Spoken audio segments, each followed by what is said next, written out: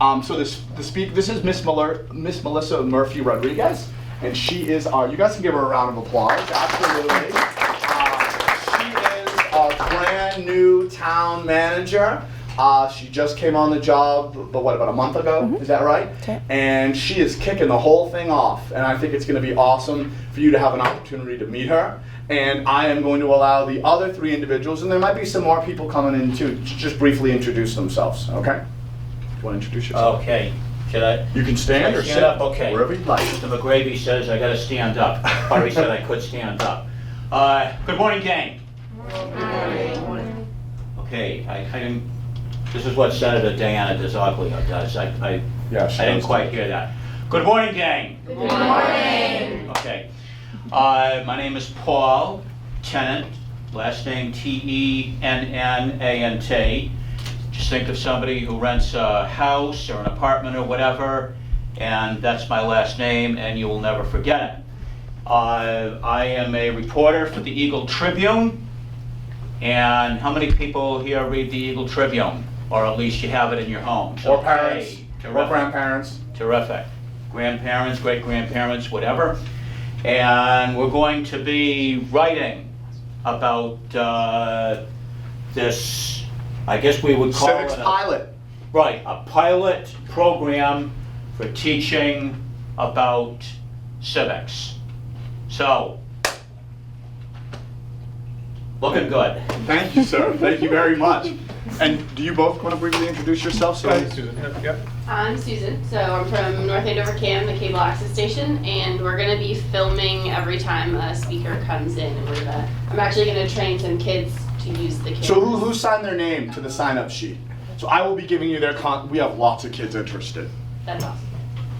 I think Thomas signed up for today, though, so if you want to come do the camera. Cool, Thomas. No, other Thomas. Oh, no, you were right. Sorry, Tom. All right.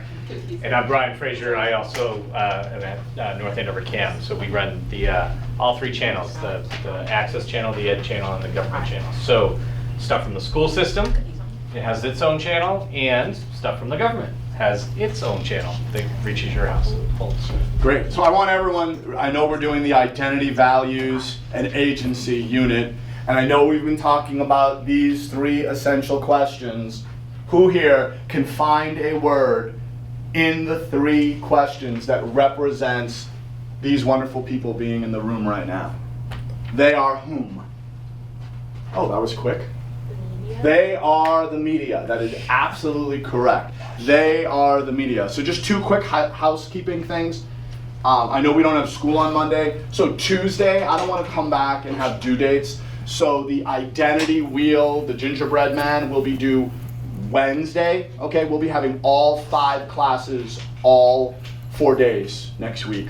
Anyone doing a retake, that will also take place on Wednesday, just to take care of some housekeeping issues. Does anyone have any questions about the identity wheel or the retake? Okay, so I can get to my intro. So this is Melissa, who we introduced you to a few moments ago. Melissa Murphy Rodrigues. She served as she has served as the town manager of North Andover for the past month. Prior to coming here, she served for 4 years in the town of Sudbury as town manager, and for 8 years as the chief of staff and chief legal counsel in the city of Everett. Before taking the position as chief of staff, Melissa worked as a city attorney with a focus on legislation and housing. While in Everett, Melissa worked for the last bicameral municipal legislature in the nation, and this was actually a Jeopardy question on the television show Jeopardy. Melissa received a bachelor's degree in journalism from Boston University and her law degree from Northeastern University. She is licensed to practice law in the Commonwealth.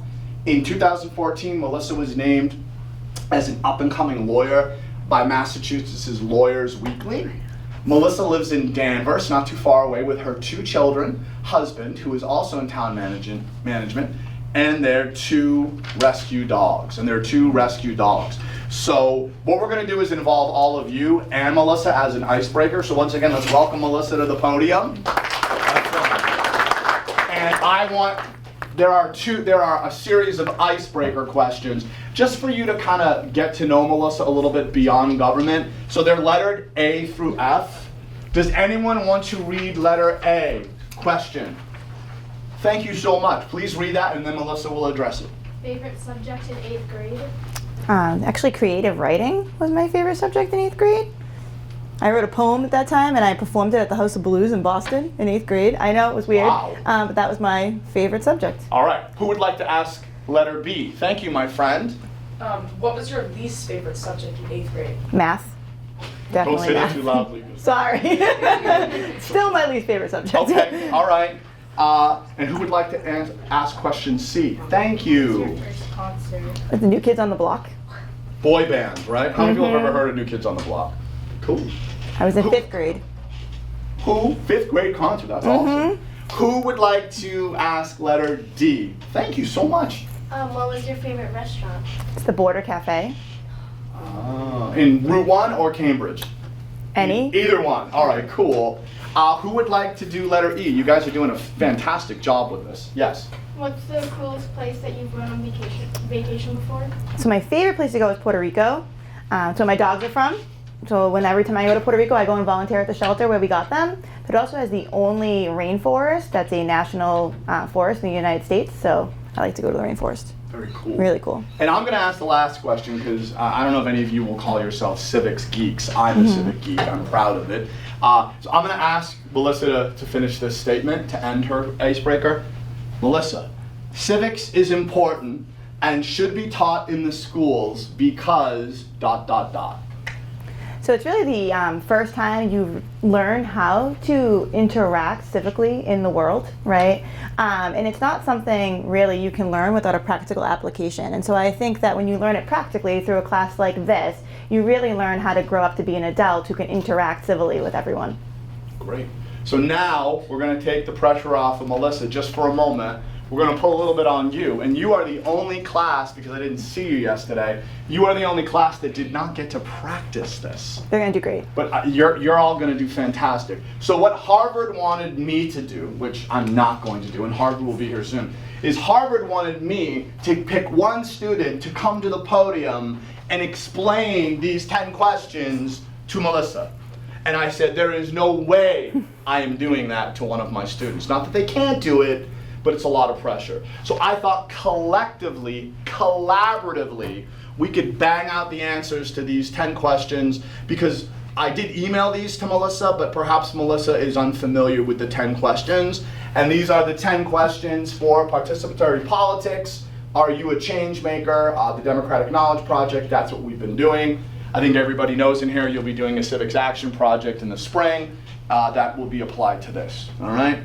Now, to the adults in the building, I gave them a very good example of someone doing this, and that would be Greta, the global warming person that we talked about. And then I gave them a horrendous example of someone doing this, and unfortunately the example was my son Xander. My son Xander tried to do a civics project on his own, and it was an epic failure, and so it teaches the kids what not to do. And we all had and Xander's okay that I talked about this. So the first question you must ask yourself is, why does it matter to me? Can someone tell me, first of all, someone tell Melissa and the crew here, what was the important civic question that Xander had to have answered in his 3rd grade classroom? They should have nap time. He wanted nap time. Me too. Okay, so he wanted nap time. So, the first question is, why does it matter to me? So what does that mean? Why does it matter to me? Thank you. Kind of like how it affects you. Because if it doesn't really affect you, the people will be like, why do you care? Okay, and Xander did not say, because I want to sleep, or because school is boring. He didn't say that. What was the reasoning that Xander gave to why he wanted a nap day, or time? Do you guys remember what he said? 2 people remember, okay. Yes? I believe it was that they were getting too much work and they were having to do too much things in the school day and they needed a break to relax from all Because of stress and things like that, all right? So we'll come back to that in a minute. So question number 2, how much should I share? And the question I said to my son was, are you ready to be the face of napping in the Melrose Public Schools, right? So could someone tell me, what does number 2 mean? How much should I share? Who remembers? A few people remember what this is? So I said to Xander, are you willing to be the poster child for napping? What do you remember? It's like, how much information should I share about this topic? How much information should I share?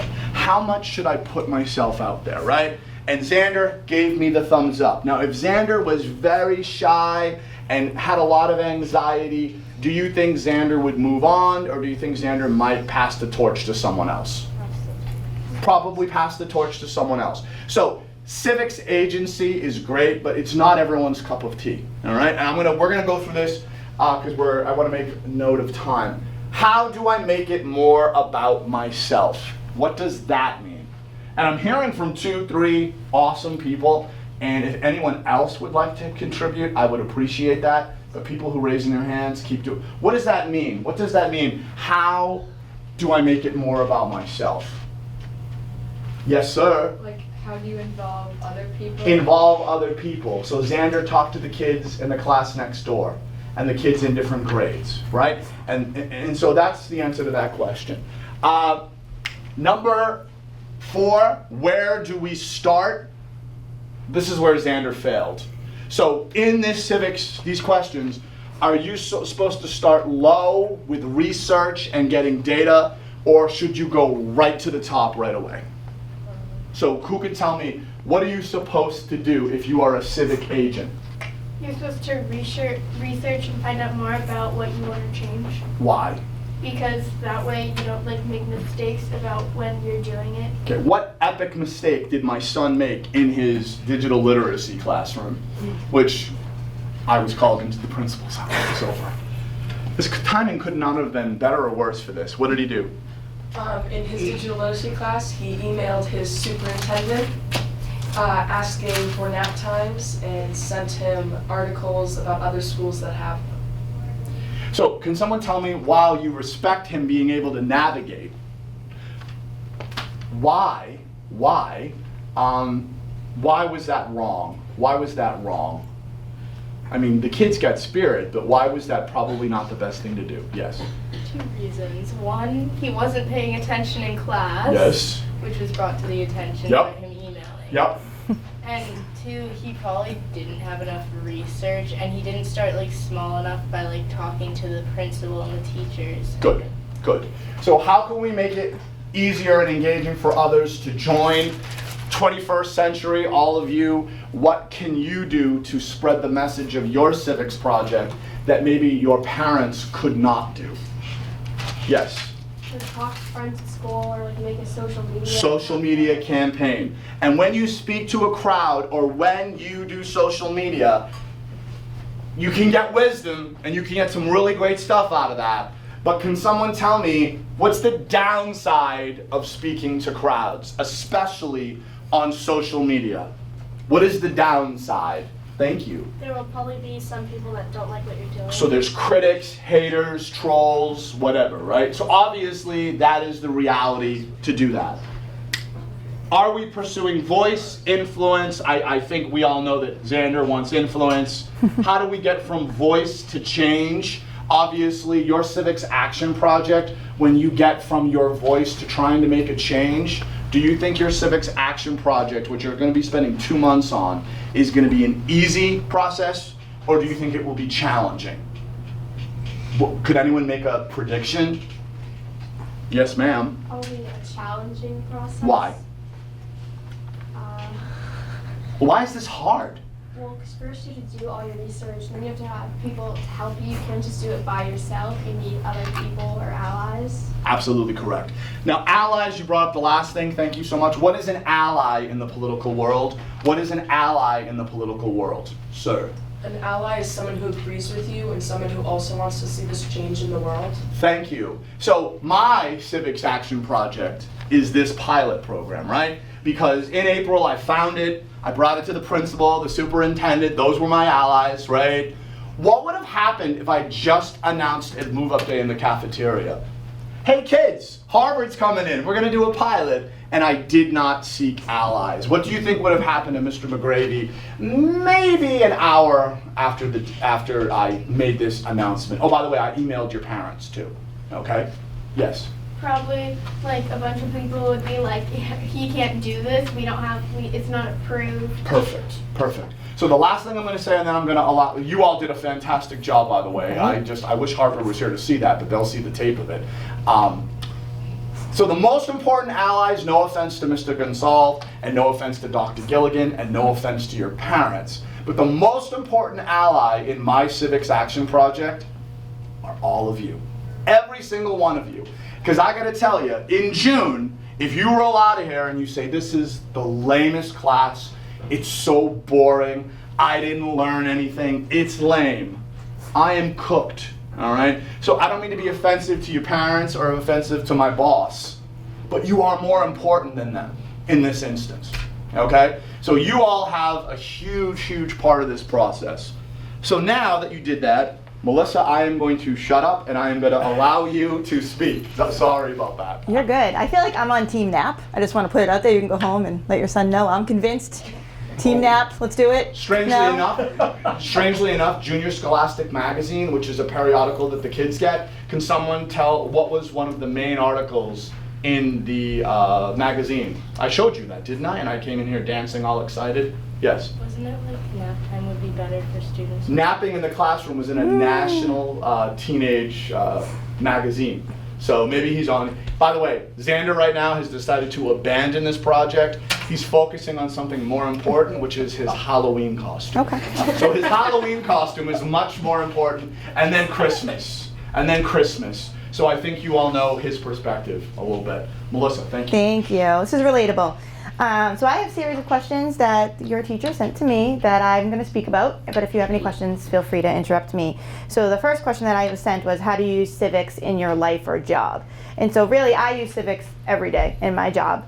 And municipal government affects people on the most basic levels, right? I get to make decisions and do things that affect your lives, your parents' life, and the quality of that life. So for instance, if I decided next year that I was not going to fund trash pickup, your trash would no longer get picked up and it would pile up inside your houses. Or I decided that I no longer wanted to have the service of snow plowing, right? We wouldn't go to school all winter long, but we also wouldn't be able to go to the grocery store. And so the decisions that I get to make on my level get to make a difference in all of your lives. And that's why I like doing what I do. And I like every aspect of it. It's exciting, it's different every single day. I get to work on huge projects and developments and basically run 20 different businesses with a $100 million budget.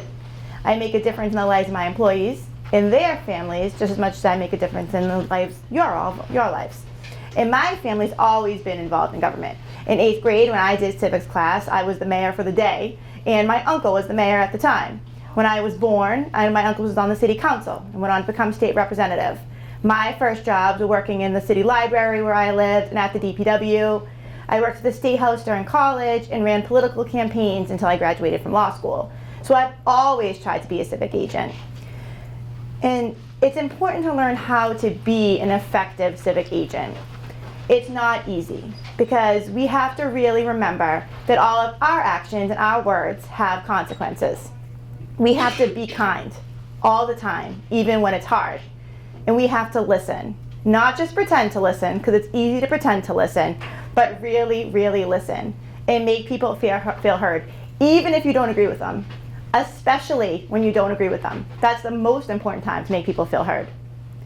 Even if you'll never agree with them, you can still respect them and you can still recognize and appreciate where their opinions come from because they're coming from a place of passion just like you are. And we can educate, and we can educate in a way that people understand. We can bring our arguments to people at the level where they're operating, right? And we have to remember that government, that civics, isn't something that happens to people. It should be something that happens with people. We should all be moving together towards common goals, even if those goals sometimes are on two different ends of the spectrum. We want to build consensus and bridges rather than building divide. And that's a really hard thing to do. And I try to do it every day, and I don't always succeed. When I do succeed, it is really, really, really a good feeling. I always say to classes when I go to talk to them, don't be someone on social media that you would not be proud to be in person. And don't be someone on social media that your parents would not be proud of. It's really easy to get bold on social media. We've all done it. We've all sent a text message and read it after and said, whoa, I wouldn't have said that to my friend in person, right? And those things last forever. Once you write them, you can't take them away. And it's the same thing when you're being a civic agent. Once you speak out loud to the world, those are your final words, and you can't take those back. You can engage civically while also engaging civilly, and that's really, really important. The best part of my job every day is the satisfaction when we get things done, or when things are just a little bit better because of an action we took. The best part of my job is building up everyone around me, making them feel good about what we've accomplished, right? It's not about me. Change is not about me, right?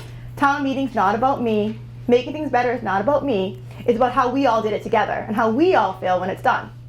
And so we need to learn that, right? When you're a civic agent, when you're passionate about something, it's not because it's only important to you. It's because you're recognizing how much it's going to change the entire world, right? The worst part about my job is that I fairly consistently have to say no all the time, every day. And then I have to repair those relationships, right? And that's an important part of being a civic agent. You have to say no. You have to not agree.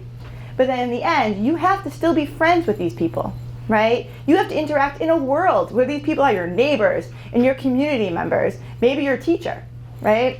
So while you're educating them on your opinion, you're passionate, you're arguing, you're doing that in a way that even though you said no, they can walk away and still feel good about your interaction. And that's a really important skill to learn. Okay, I'm gonna try desperately to apply these. I gave her homework. Every day I've been working on this. They've been laughing at me in my office, so I'm gonna try. And I think I might be a little off, but I'm gonna do it anyway. So last May, the town where I lived in Sudbury made a decision to purchase a 44-acre site that held a 60-year-old summer camp. It was $11 million to preserve the site.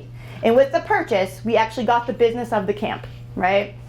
And there was turmoil and debate as we led to town meeting and to the election. So why did it matter to me? And I'm kind of applying this to the people who were in favor of this acquisition, okay?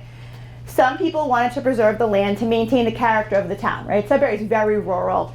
The houses are 1-acre zoning. There is not a lot of development, very small commercial base. Some people just wanted to prevent 33 new houses. They said, we don't want more houses here. We already have a lot of traffic in this neighborhood. This school is already overcrowded. We want to spend $11 million and preserve this land. And some people wanted to preserve the camp because they either went to camp there or their kids were counselors there, and they had really, really good memories about this camp. How much should I share, right? Things quickly became excited, urgent, filled with misinformation. Social media became a dark place. Neighbors were arguing, right? And this lasted for weeks before town meeting, splintering the whole community. And the repercussions of that, the consequences, right? Because every election, every campaign, everything we try to do collectively has consequences in the end. And sometimes those consequences are long lasting, right? And their public personas, right, which are so important, the face you're putting forward when you're making these arguments weren't always well thought out. So instead, when people were having these emotional arguments rather than rational arguments, it became a really difficult place to be. How does I become we? So remember, we have 3 different groups with 3 different reasons for being passionate about this purchase, right? But they found each other. So maybe you want to purchase the land because you love going to camp there, and you want to purchase the land because you live next door to it and you don't want to see a new house there. But you two found each other and you found collective ground. And your I became a we and you started working together, right? How do we make it easy to engage others? Where do we start? So yeah, we can go to social media, but we also go to people where they are, right? We find people in their element. Is it the coffee shop? Is it the senior center? Where are the people you need to reach? And you go there. You don't make them come to you. People aren't listening. They're not listening in their day-to-day life, right? So you have to bring your message to them. And yeah, social media is a great tool for that, but sometimes you have to get in their face too, right? So you go to the dump. You make it easy and engaging.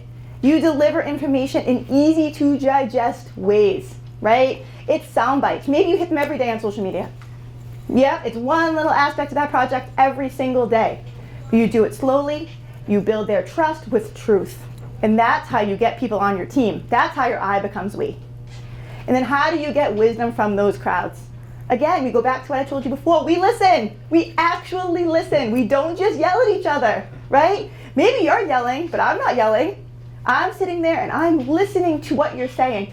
And maybe you change my mind. I don't know.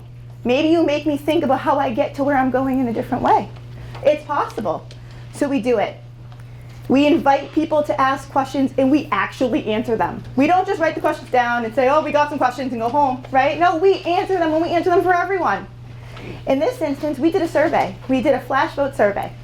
We had 5 questions, it ran for 48 hours, and the answers go to everyone at the same time. So if you sign up to take the survey, 48 hours later, those answers are in your mailbox. And what's the downside of that? Sometimes the truth hurts. People who are charged with emotion can be mean, and that can be disheartening. And in municipalities, due to the First Amendment, I can't just delete the mean comments, right? So sometimes people are really mean. They might say something like, Melissa should live in town and pay our taxes and she supports this. Or we should fire her. She's making bad decisions. And it happens. People say things like that. And I have to let that ride, right? So when they go low, I go high. That's an important thing to remember, right? Because they may be punching you, they may be kicking you, and you fight that with truth, with advocacy. And so voice first awareness, right? In this case, we were building awareness in the beginning. We were being a voice. But then we had a call to action, right? Because we had a town meeting and we had an election. And I think we talked about the allies and how we got there. I tried, I don't know. Okay, so here's the deal. First of all, give her a round of applause. And then, no pressure. Right next to her picture, on a scale of 1 to 100, give her a grade. Give her a grade. I already gave my grade. I don't want to. I love it. Did she hit these questions? And she hit allies within all of it, right? I want you to give her a score, all right? And then I'm going to come around, and then in my mind, again, I'm not a math person like Miss Irving. I'm going to average them, all right? So just point to the score so I can see it. Is there like a separate score for effort? I feel like there should be a separate score for effort. Thank you. Boy. Thank you. It's a lot of pressure. All right. I feel like I'm being judged by my first grader right now. Come on, be a teacher. All right. Oh, see, the shoe's on the other foot. Grading in front of a person live is very intimidating. All right. I'm getting an average. Yay. Thank you, thank you, thank you. Yes? Yes? Whew. Wow. Wow. All right. Okay, and can I see yours? Okay, and can I see yours? So I'm not going to give her a number. I think what I'm going to do is put it in MCAS lingo, right? So obviously the highest in MCAS is advanced, proficient, needs improvement, warning, warning, warning. No doubt you would be advanced in this class. Wow. Give her a round of applause. Can I tell you guys one more thing? Please. So when you're doing your projects, I had a group of 8th graders who actually brought forward a bag ban in Sudbury to town meeting. They did a citizen petition. And that is an article that and I was it going to passed. give the kids. Yeah, I saw the article. It was incredible, and it was a group of just teenagers who came up. I mean, it was pretty epic. So you guys can really do a lot with these classes thanks to your teacher. That's fantastic. That's going to be amazing. So, couple things to debrief. The next thing that I was going to do, but unfortunately, this is going to be kind of a funny story. What I didn't tell you all, and I didn't want to really put pressure on people, but I have been so impressed with all of you and all that you're doing. I said to myself, I need to recognize all the amazing work that these kids are doing. And of course, it's not here, but that's okay. Because I only have ones with names on them, and I don't want to let the cat out of the bag there, so that's okay. So what I am going to do is every speaker, every month, I am going to acknowledge 2 people in each class, and I'm going to give you an award called the 8B NAMS Civic Agent of the Month Award. And so today I am acknowledging 10 amazing students on 8B.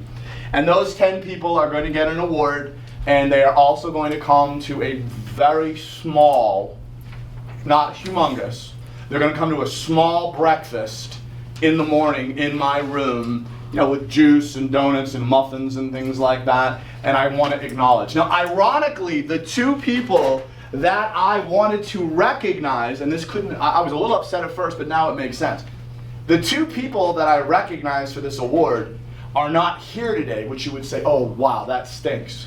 But they are not here today because they are in a leadership training. What is the name of the program that they are at? ADL. ADL, which stands for American Defamation League. They are at a training being civic agents. So I wish they were here, but I was gonna, and I am still gonna, and I'll acknowledge them on Tuesday. Yasmin and Grace were going to be recognized, and I was recognizing Grace for her awesome class contributions, and Yasmin I was going to recognize for her positive and thoughtful outlook on life. And looking around the room, there were many, many, many people in this room that were like minuscule runners-up. That's the bad news. The good news is, come November, 2 more of you will be recognized. All the way through April, all right? And we're gonna be, Mr. McGravy, are you gonna recognize 90% of the team? I probably will, all right? So we do have a few minutes before we're gonna let Paul ask you questions. It would be ridiculous if I did not give you the opportunity to ask a question to your town manager. I'm gonna get the ball rolling, and then I'm gonna ask one of you.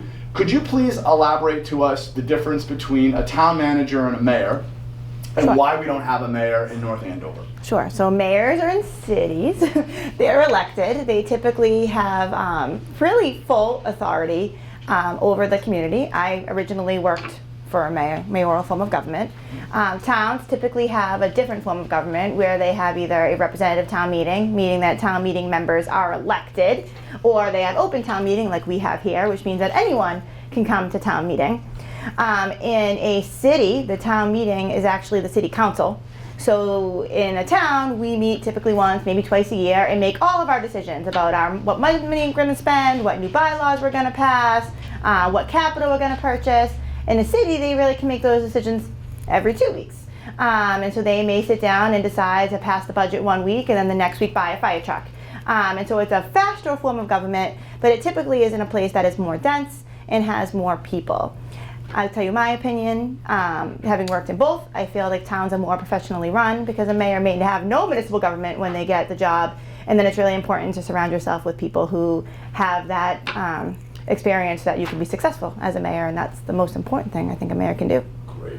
So who has a question for the speaker, whether it be about her background, her job, what she said today, or is there an issue or a concern going on in North Andover at school, in the streets, in the parks, at the youth center? So you are not going to have this opportunity again, all right? So who would like to ask a question? If I could get 1 or 2 questions, I see would one be back there. Thrilled. Yes. Do you think that if your family before you didn't work in town or as civic people, you would have still wanted to become someone like a town manager? That's so interesting. So I went into town government when I was 25, right out of law school. I had 2 children while I worked for the city of Everett. I think that having children actually, I will say this, my best employees typically are working parents because they really know how to balance things, right? They come to work, they do their job, and there's kind of usually less nonsense. But I think I would have. It's very rewarding to make a difference in lives in general, and having my kids, who are 4 and 7, have really shown me how important that is. Good question. Other questions? Could we get 1 more question from the students? Opportunity to ask about an issue or a concern that you might have. I know it's intimidating with the cameras and the newspaper here. 1 more person? Oh, great. Thank you very much. When trying to change something or like make a change in your community, who would you go to be like an ally or As a citizen or as the town manager? as both? Okay. Good question. It's a great question. So As the town manager, really the most important thing to do is to get your boards and commissions on your side. Right, and so you're really trying to build consensus a lot of the time, and those are really the volunteers that help run the town. They're a voice of the people, right, and they really do have usually their fingers on the pulse of what's happening in town. So for me, that's the first place that I go. For a resident who's trying to create change, it's often the same answer, right? But then additionally, there's often political action groups that exist in town, like League of Women Voters or Democratic or Republican parties that can really help you meet people who are like-minded to you that want to bring change forward and who also have experience in doing that. And so that's a really good place for a resident to start who wants to see change. And don't forget, at town meeting, we do entertain citizen petitions. And so it often is residents who do bring change forward in the community. That's great. Do I have one more question? We got two, which I was really hoping for, and I thank those two people for asking. So I'm going to ask a middle school question. I'm going to speak for the middle schoolers. So I don't know how familiar in the job interview or when you were getting hired, I don't know how familiar you are with this middle school. I'm going to ask this question. Being in a little bit of a crisis with space. Yes. We're one of the biggest middle schools in the entire state. Andover has 3 middle schools. All right. We have 1 middle school. I know that Dr. Gilligan has applied to the state to try to get a wing added, and then they could add another team. And unfortunately, that has not happened. I know there is talk about possibly talking about it at town meeting. So what have you heard about it? Has it been brought to your attention? And do you have any introductory opinions that you're beginning to form being new to North Andover? Sure. It will not impact these wonderful children here. They'll have an opportunity to go to the high school or private school, but many of them have siblings. And you know, this is a game changer for our town, I think. Of course. So I've been meeting with Superintendent Gilligan and Assistant Superintendent Mealy about the middle school project. And obviously I think we'll continue to apply to MSBA because MSBA is the Massachusetts School Building Commission, and if you get a project approved by them, they typically will reimburse you a portion of that project, so the entire cost doesn't go on the taxpayer, right? And a project like this is really a high impact cost, and it's hard to build into our tax levy without having a real impact on your parents' taxes, right? So one of the things that we are doing currently is we're including, which is new as of, I think, yesterday, we're including the middle school as part of the Facilities Master Plan 2. Originally, that was not the plan. It was kind of held on its own. News, yes, we just met on this yesterday. It was held off on its own. It was being considered as a separate project. But that doesn't really make sense, right? We need to look at things holistically. Right, and that's the only way we can decide what the most important things are. What are our priorities as a community? And so we have an RFP, which is called a request for proposals, out to architects right now to come in and do this evaluation of the buildings and help us prioritize what needs to be done first. And the middle school is now being included in that. So it's exciting. It's very exciting. So I'm going to turn over to Paul in a moment, who wants to speak to you. But could you give our speaker? I thought this was awesome. Thank you.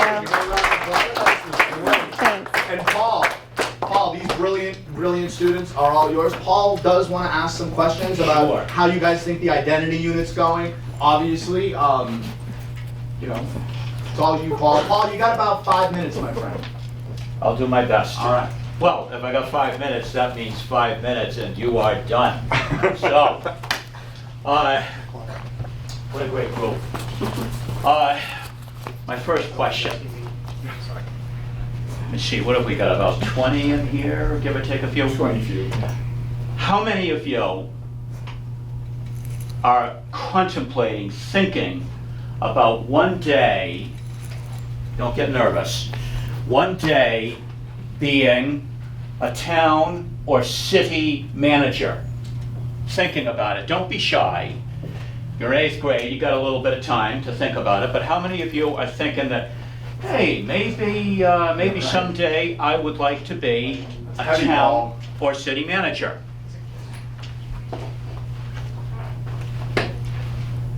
Okay, we got a shrug over here.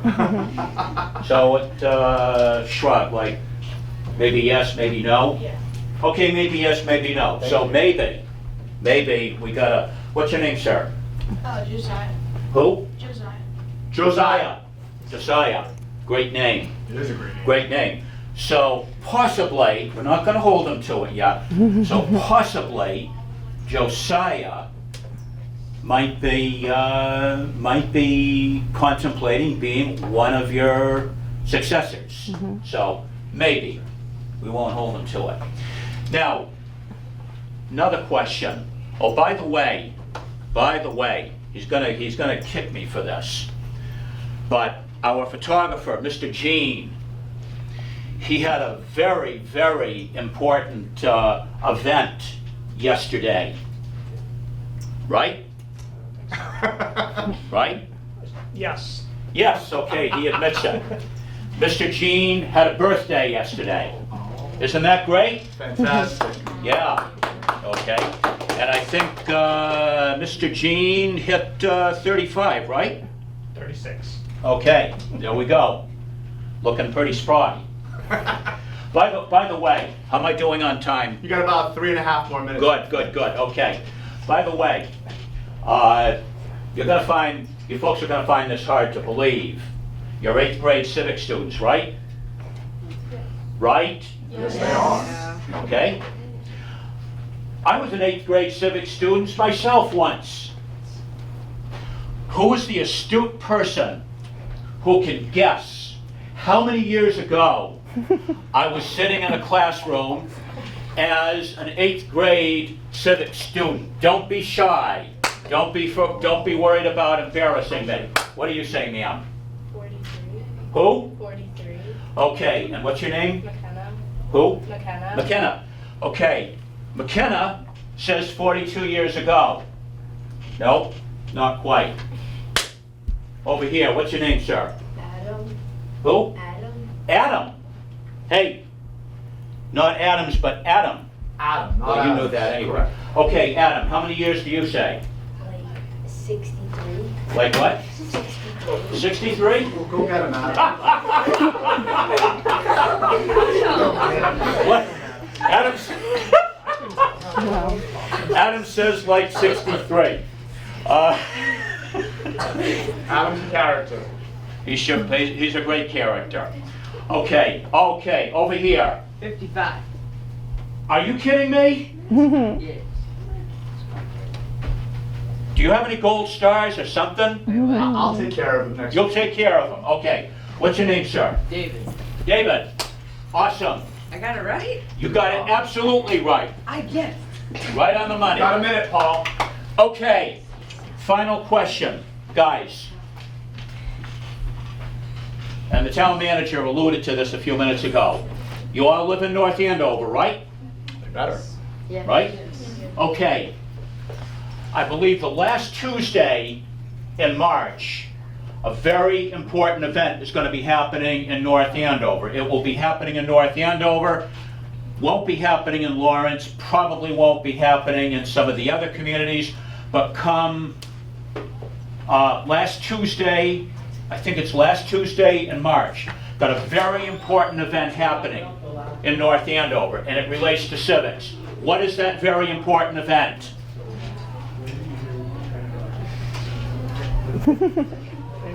What is that extremely important event? You're not going to be able to participate in this event. You will be in a few years. What's the average age here? 13? 13. 5 years from now, you will be able to participate in this very important event. Your parents will, of course, be able to participate in this event. We're getting some... McKenna. Is it the election? Yes! Did everybody hear that? Okay, I'm getting deaf in my old age, but you all heard it. So, I don't have the exact date, but last Tuesday in March, you're going to be having in North Andover your town election. So, thank you very much. You guys were awesome. You guys were Oh, yeah. awesome. I hope you liked it. What a great group. Feel free to say goodbye or say hello to Melissa on your way out. All right.